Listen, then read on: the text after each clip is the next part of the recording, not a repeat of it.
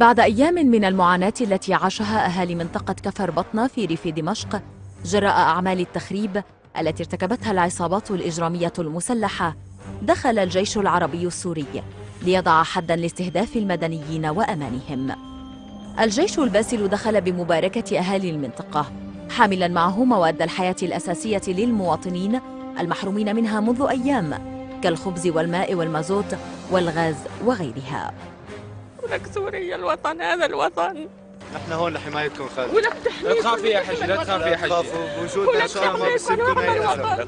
لا تخافي يا حجي، انا وانا بحاجكم. ارواحنا فداكم يا خالتي ولا يهمك، نحن جايين لهون نفديكم ونفدي الوطن ونفدي القائد. شو ما بدك تيجي لعنا، نحن هون موجودين. دعمكم كلياتكم. الله يسلمك يا رب. نحن اولادك. الله يسلمك يا رب. ولك كلهم عسكري، انا روحي فداك. لا تخافي يا حجي. نحن اولادك كلياتنا خالتي ولا يهمك.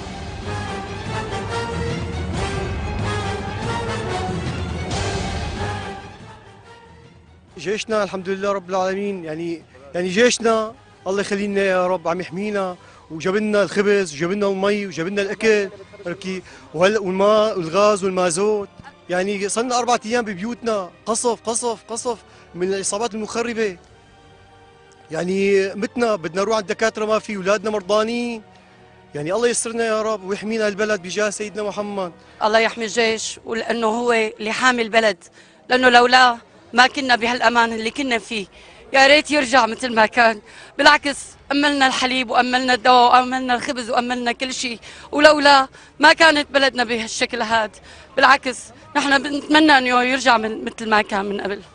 كفر بطنة كانت عم تعاني من مسلحين فايتين عبايين افكار ما لا سوريه نهائيا وما لا وطنيه نهائيا، بالعكس جابت الرعب للناس كلياتها، وجابت مجرد ما اشوف حالي اني انا ما عدت رحت على مدرستي، انا موجهه بمدرسه وصرت خاف روح على مدرستي، حتى جلاءاتي هلا مالي قدرانه يطلع فيهم من كثر الخوف اللي انا معبايه فيه.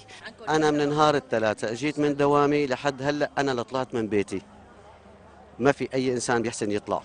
الجهات اللي عم تدخل بمعية أمير قطر اللي بنقول له شكرا على الدمار اللي عم تحاول تساويه، بس ما حتزبط معه. لو صار دمار في نفوس متحركة، في أطفال عم تنبع فيها. صلنا 3 أيام بلا خبز، نحن 3 أيام بلا خبز بلا مي بلا كهرباء. بيجوا بيقطعونا على الطرقان، ممنوع حدا يطلع، ممنوع حدا يفوت على كفر بطنة نهائيا، ممنوع. ما بصير والله حرام. مقطوعين مي وكهرباء واتصالات مازوت. احنا صلنا 3 أيام معنا مازوت واكل وشرب، وما في اي انسان مدني في يطلع من بيته. نحن بدخول الجيش هلا نحن طلعنا.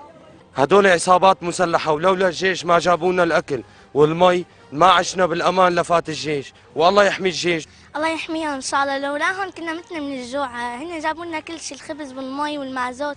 لولاهم هلا كنا نحن عايشين برعب، وهلا نحن مسكرين علينا البواب وخايفين.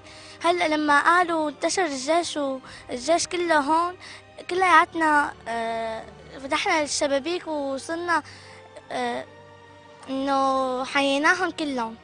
المواطنون السوريون في كفر بطنة أكدوا أيضا أن الجيش العربي السوري العقائدي قوي صامد قادر على تأمين الحماية لهم، وأن الإرهابيين المسلحين هربوا مذعورين من المنطقة عندما دخلها الجيش.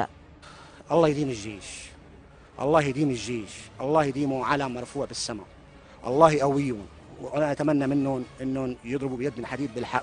الجيش القوي متماسك وقوي وضد هالصعوبات كلها هي ومؤامره بتزول. نحن مو من اهالي عين ترمى، بس نحن من اهالي بانياس واخذين ورشه اعمار هون، وعم نعمر هون بلوك وعم ننقل. اجوا المسلحين حرمونا من الاعمار، حرمونا من كل شيء.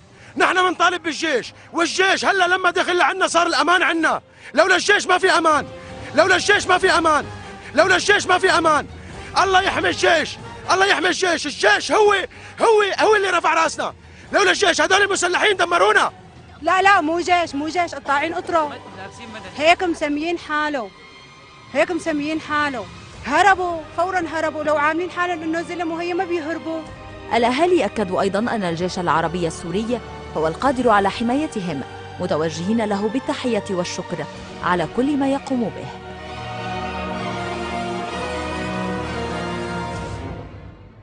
إلى هنا، إلى كفر بطنة، دخل الجيش العربي السوري حاملا معه الأمان والاستقرار والخير لأهل المنطقة الذين سرقت نومهم وأمانهم وسلامهم العصابات الإجرامية المسلحة.